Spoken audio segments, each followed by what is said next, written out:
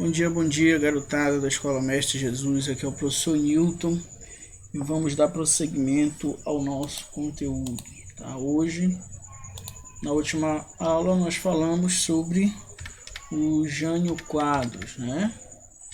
Falamos a respeito da sua eleição, falamos a respeito de suas medidas, de coisas que ele fez que não agradaram muito a população em si e principalmente a classe média do Brasil, né? Média alta do Brasil naquele período, principalmente pelo medo aí do Brasil se tornar um país ligado ao socialismo.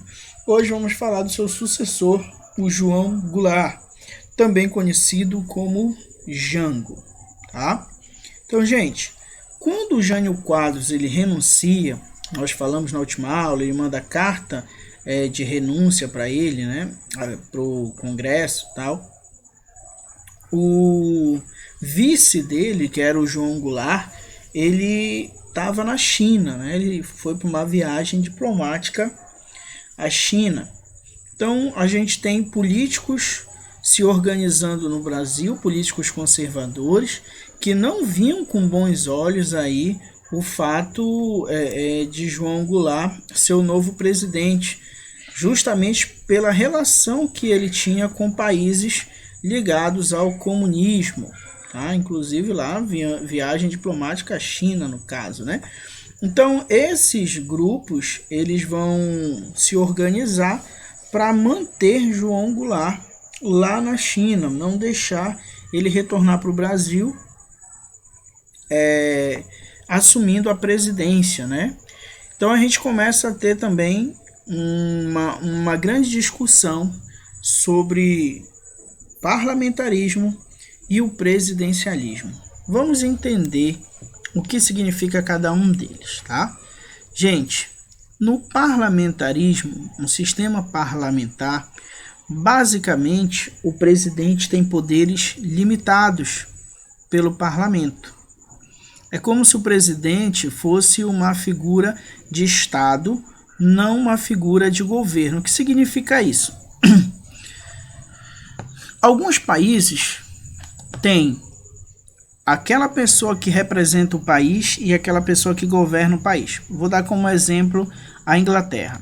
A Inglaterra tem a família real. Eles representam o país. Mas quem governa é o primeiro-ministro. É o parlamento. Certo? Então, esses conservadores que não viam com bons olhos aí o João Goulart na presidência do Brasil, começam a pensar em uma maneira de limitar os poderes presidenciais do João Goulart. Mais uma vez, o receio é que, pela aproximação que o João Goulart tinha de países comunistas, o Brasil seguisse esse viés ideológico ligado ao socialismo, ligado à União Soviética. Então eles começam aí a manipular, a se organizar para não deixar João Goulart chegar à presidência com totais poderes de presidente, não é poderes absolutos, né? Não existia isso, não era um absolutismo, mas chegasse com todas as primícias que um presidente teria direito.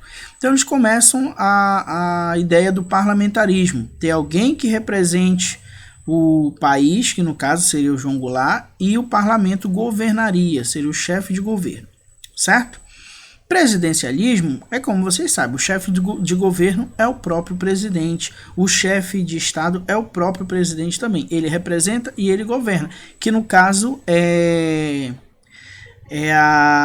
o modelo adotado no Brasil, né? Presidencialismo, certo?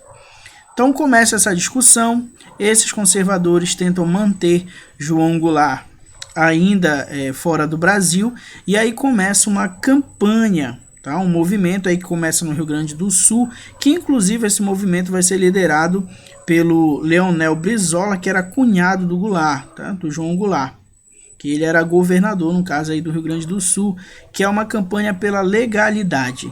Se dizia que pela Constituição, quando o presidente renunciava, quem deveria assumir era o seu vice. No caso, o vice era João Goulart. Então essa campanha pedia aí para que João Goulart assumisse a presidência, como eu disse, com todas as primícias de um presidente. Essa campanha toma grandes proporções e aí João Goulart acaba voltando para o país, assumindo a presidência, mas não com totais poderes de presidente. Ele tem o seu poder limitado, tá? Os conservadores criaram uma emenda constitucional que estabeleceu o parlamentarismo, justamente essa ideia aqui que estava se discutindo. Então, por emenda parlamentar, o parlamento escolheu o parlamentarismo. E aí, quando João Goulart retorna para o Brasil, ele retorna com poderes limitados, certo? Porém, isso também estava fora da legalidade, né? Estava na legalidade porque foi uma emenda parlamentar, mas não se tinha muito objetivo concreto para se sustentar. Então, o que é que o parlamento fez? Jogou para a população, né? Um plebiscito, né? Plebiscito aí, uma espécie de votação, tá? Para decidir determinada situação do país. Por exemplo, hoje a gente vive uma política que visa o rearmamento da população, né? Porém, gente, para que ocorresse a lei do desarmamento, foi feito um plebiscito com a população, tá? A população foi votar para decidir se era melhor o armamento ou não.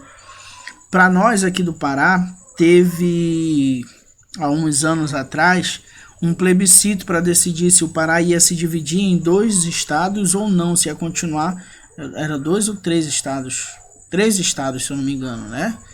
Ou não, se ia continuar como um único estado. Então a população paraense foi às urnas para votar em relação a isso. Então o plebiscito, você não vota em si em um político, não é uma votação política de você votar em um candidato, tá? Mas de tomar decisões bem sérias para a nação inteira.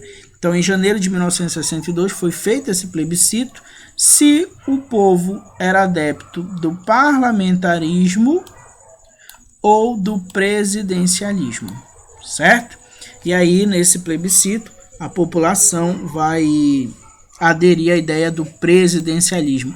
E aí a gente tem, a partir de 1962, João Goulart assumindo agora sim todos os poderes de um presidente, certo? E aí, a partir do momento que ele consegue, ele vai tomar suas medidas. E é o que sobre o que a gente vai falar agora, tá? Quais foram as principais medidas aí do governo de João Goulart? Primeira ideia dele, gente, foi o plano trienal, tá? Que era um plano aí de desenvolvimento e estabilização. Olha só, foi idealizado aí pelo ministro Santiago Dantas e Celso Furtado. As metas eram, primeiro, um crescimento econômico de 7% ao ano, pedindo ajuda aí ao Kennedy e do FMI, certo? Ou seja, capital estrangeiro aí, tá? Redução da inflação de 52% a 10% ao ano.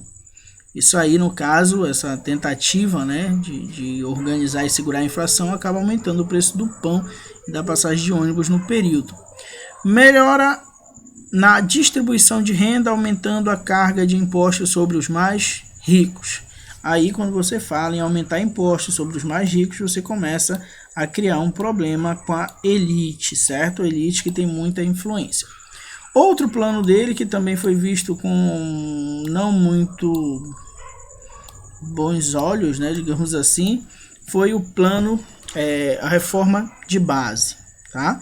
E aqui eu trouxe para vocês as principais medidas. Entre elas, reforma agrária, tá? E você já sabe, reforma agrária, quem sofre são os grandes latifundiários, os grandes donos de terra, as grandes propriedades de terra.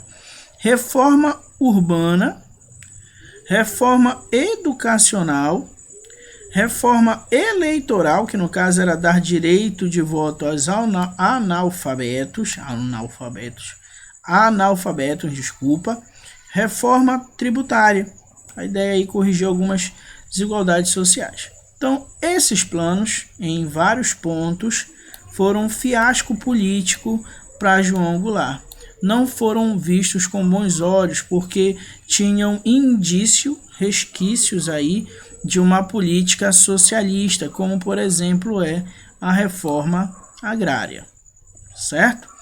Então, começa a se ter uma grande aí oposição, a crescer uma oposição, principalmente na elite contra o governo de João Goulart, certo? Para completar, o Goulart resolve aí na política exterior, né? Ele vai limitar as remessas de lucro das empresas estrangeiras estabelecidas no Brasil, ou seja, ele vai pôr um limite sobre os lucros que essas empresas podem botar para fora do país. Então, se os Estados Unidos têm uma empresa no Brasil e essa empresa, por exemplo, valores fictícios, tá? Essa empresa lucrou 10 mil e o limite foi de 5 mil, então essa empresa só pode mandar esses 5 mil para fora, os outros 5 continuam no país, certo? Então aí ele já compra briga com as multinacionais. Então vai percebendo que o João Goulart ele vai só aumentando o grupo de opositores a eles. Você já tinha a classe média, você já tinha a classe alta, você já tinha os latifundiários e agora você tem também as multinacionais. Então países estrangeiros, principalmente os Estados Unidos, começam a ver o governo de João Goulart como uma certa ameaça. Tá? As Forças Armadas começam a temer uma revolução socialista e também se colocam contra o governo de João Goulart, do Jango. Então a oposição crescia, eu botei aqui para vocês um resumozinho dessa oposição: Igreja Católica, classe média, profissionais liberais, latifundiários ligados a capital estrangeiro e latifundiários também, e o próprio Estados Unidos começam a perceber essa tendência do João Goulart para o lado comunista e aí não quer perder, gente. O Brasil é um país, como vocês sabem, de proporções continentais, então presta atenção. Cuba, os Estados Unidos fez de tudo para que Cuba não se tornasse independente deles e que não se tornasse aí um país socialista, só que não teve como. Cuba é uma ilha. O Brasil, como eu disse, é um país de tamanhos continentais, né, de proporções continentais. Então, ter um país desse porte se tornando comunista na América, para os Estados Unidos era muito ruim. Os Estados Unidos não conseguiam influenciar nem o próprio, como eles achavam, o próprio quintal da sua casa. Então, os Estados Unidos também vai pressionar, vai financiar aí, o que a gente chama de golpe de 64. Tá? A gente vai ter uma manifestação, essa manifestação aí vai juntar, né, a situação aí do Goulart é uma situação difícil. A oposição está em amplos setores, principalmente a Força Armada, e aí a gente tem setores, esses que eu falei, Igreja Católica, empresários e tudo mais, fazendo uma movimentação que eles vão chamar de Marcha da Família com Deus pela Liberdade. E aí, a partir desse momento, os militares percebem que existe um certo apoio, certo? Um movimento. Então, eles percebem que aquela galera que ia dar o golpe lá no Getúlio Vargas, mas não conseguiu porque o Getúlio Vargas cometeu suicídio, agora percebe que, e não pôde dar o golpe logo depois, porque a aclamação popular foi muito grande em prol do Getúlio Vargas, percebe agora que o João Goulart não tem todo esse prestígio. Apesar de ser aí um herdeiro da política trabalhista de Getúlio Vargas, ele não tem todo o prestígio do Getúlio Vargas, que tenha as classes principais ao seu favor. E aí a gente tem, juntando todo esse contexto, a Guerra Fria no seu ponto máximo, digamos assim, né? E essa política do João Goulart começa a não agradar as potências capitalistas, principalmente os Estados Unidos. Em meio a toda essa crise política, em meio a toda essa oposição, a gente tem se iniciando em 31 de março de 1964, em Minas Gerais, o início do processo de golpe militar que vai depor João Goulart. Eu coloquei ali renúncia, mas na verdade João Goulart ele foi deposto, tá? Porque ele não resistiu, não ocorreu resistência. Ele foge, tá? Ele vai primeiro para o Rio Grande do Sul e do Rio Grande do Sul ele desce para o Paraguai. Lembra lá que ainda agora a gente falou do Leonel Brizola, né? Que era o então governador do Rio Grande do Sul. Então João Goulart sai, né? Chega as notícias de que as tropas, as Forças Armadas estão se organizando para destituí-lo do poder. Então ele sai e vai até o Rio Grande do Sul e de lá ele foge para o Uruguai, ele vai se refugiar no Uruguai. A partir daquele momento, a partir do dia 1º, no caso, né, o golpe foi dado dia 31 de março de 64, a partir do dia 1º de abril de 1964, tiramos o início dos governos militares, certo? Mas isso é assunto para a próxima aula. Gente, para hoje era isso que nós tínhamos para conversar. Fiquem com Deus e até a próxima.